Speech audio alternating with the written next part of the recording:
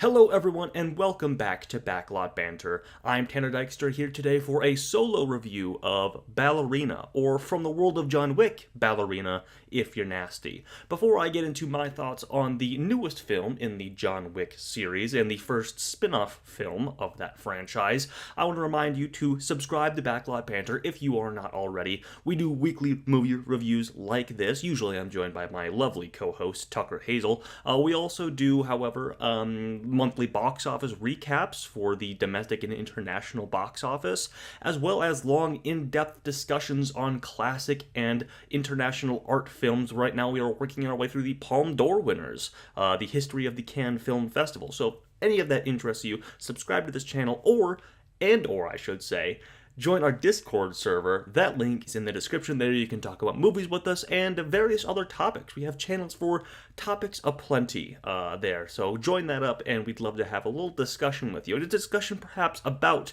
this film, Ballerina, from director Len Wiseman, asterisk, quotes, I'll get to it in a moment.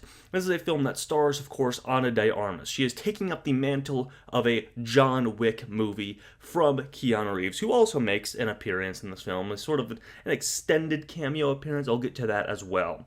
For my general overall no spoilers thoughts, because Keanu Reeves is in the trailer, so that's not a spoiler for anyone, I will just start with this.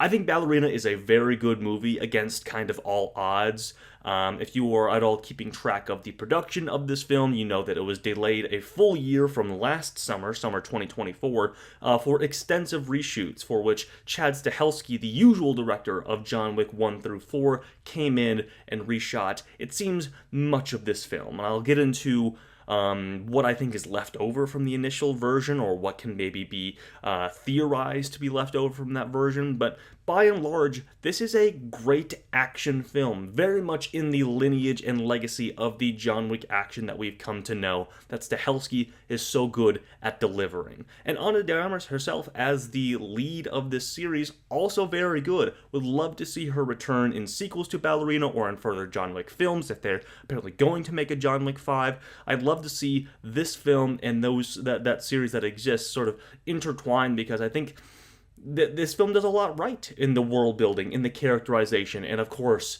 in the action. So that is those are my overarching thoughts. Right now I'll get into the character and the plotting and everything like that, and what I thought of all those details in specific. So this film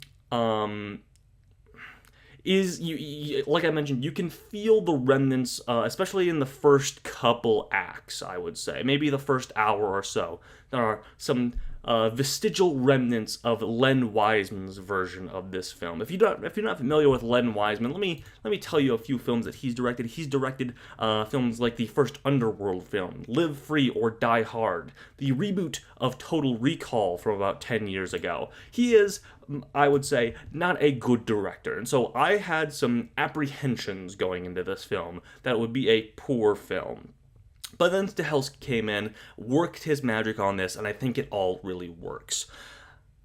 Our main character, portrayed by Ana de Armas, her name is Eve Macaro. She is a young, at the beginning of the film, we see her as a young girl with her father, who is seemingly a trained assassin, who is tracked down and killed by Gabriel Byrne, the actor Gabriel Byrne, who plays, give me a moment here, he plays the Chancellor, who's the villain of this film. I'll get into what his deal is in a moment.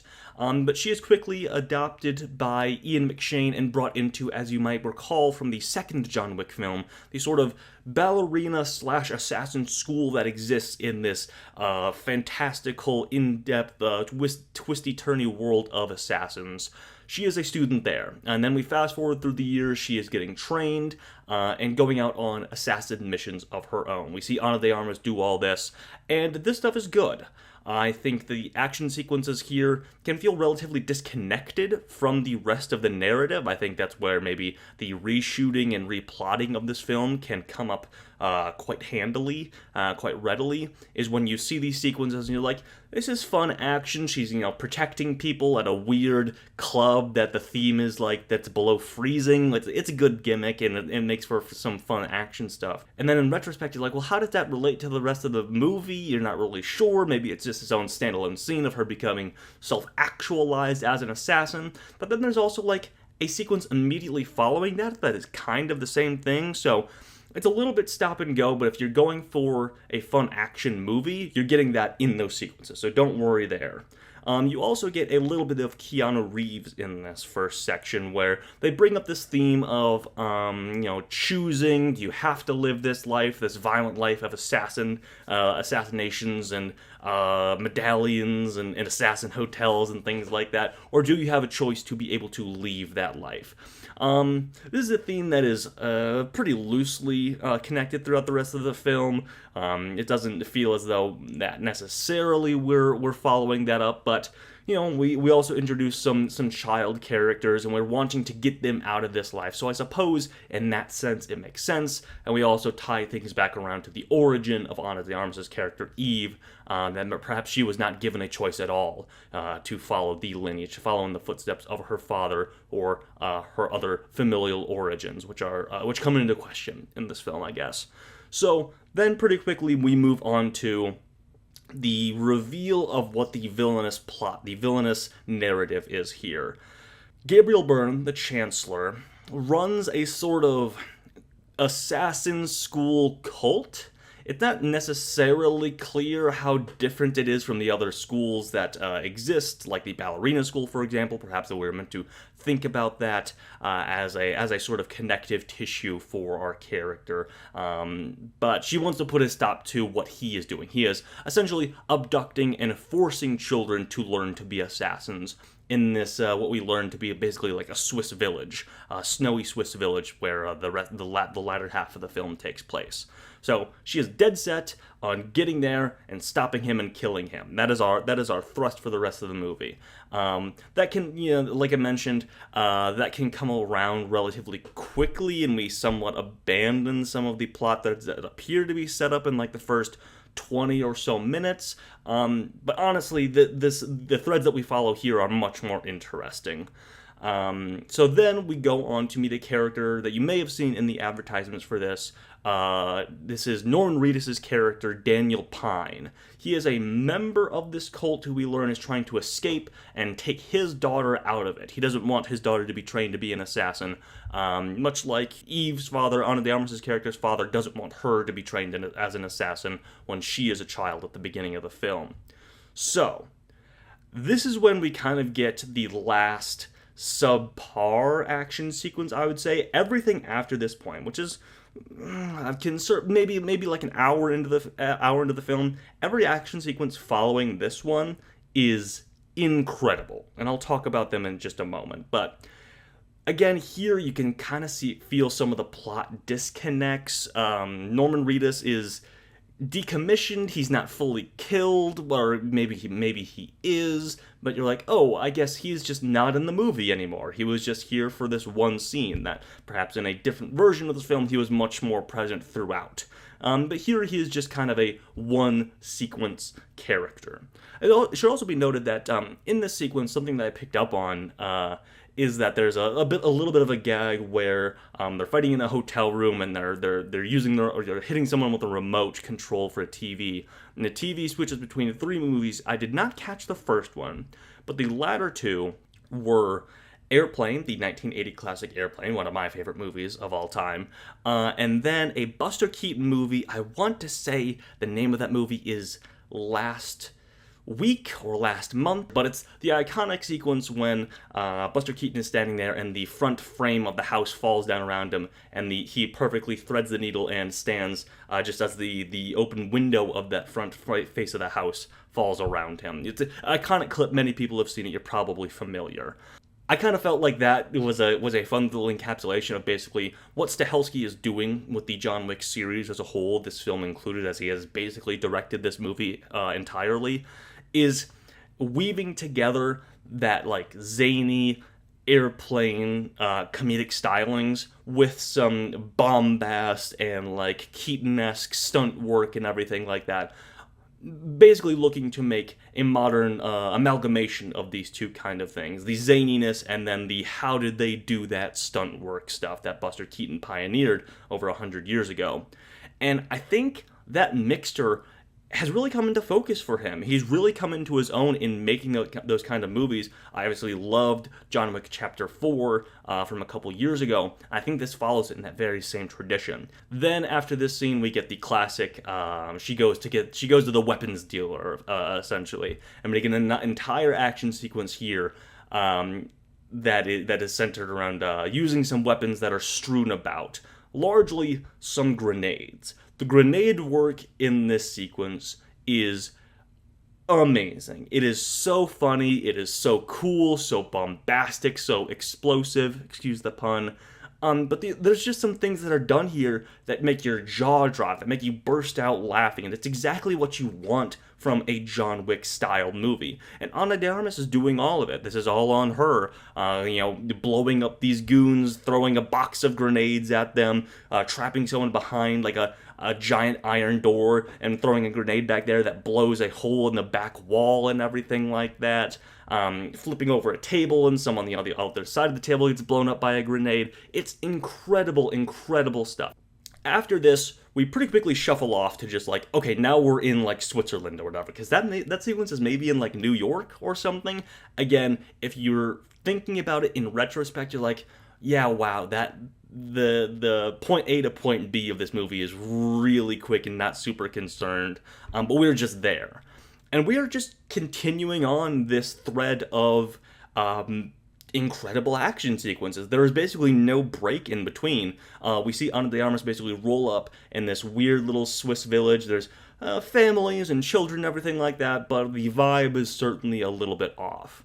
And then she goes into this quaint little like Swiss bar slash dining hall of some kind, and a crazy action sequence ensues here as well. I won't, recap all of the best moments. I think that it's best to go into that blind and just enjoy all the crazy, crazy things that happen here. But the stunt work, still incredible. Still, like, at the absolute top of the game, I think, for the stunt work and kills that are going on in this action series. It's so good. It's so fun. Like, it moves so quickly, and you're like, I could watch this for hours. I could absolutely just watch Chad Stahelski think of cool, new, interesting ways to kill people with guns and knives, and perhaps amalgamations of guns and knives. If you have seen the film, you'll know what I'm mentioning.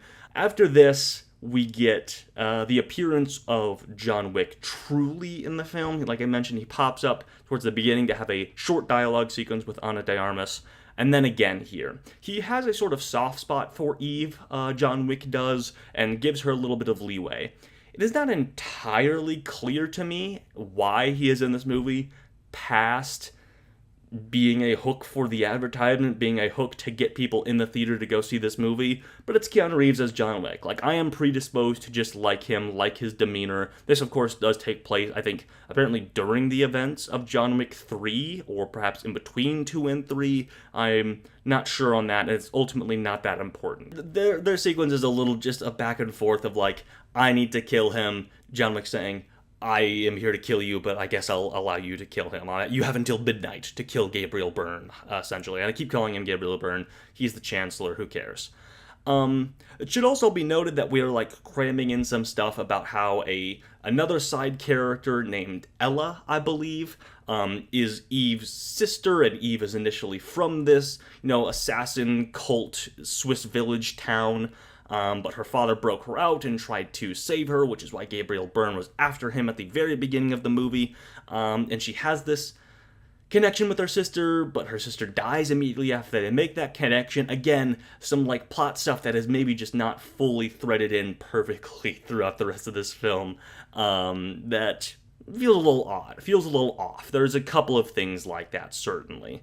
which happens when you reshoot an entire movie, basically, in less than a year, seemingly. And then there's this flamethrower sequence that is so awesome. Again, it is reaching the heights of like the best of the best in John Wick Chapter 4. If you remember the Dragon's Breath shotgun sequence in that film, the sort of top-down video game style action sequence in John Wick 4, I think this is very much in the lineage of that. It is just jumping the shark over the top. The visuals and the sound editing of these huge flamethrowers that there are two of, and so Ana de Armas is battling like a giant blonde German guy with another flamethrower. It's awesome. It is the coolest shit in the world, and there are multiple sequences like that in this movie. I just have to keep returning to that. The action absolutely blew me away, and is Stahelski operating at the top of his game.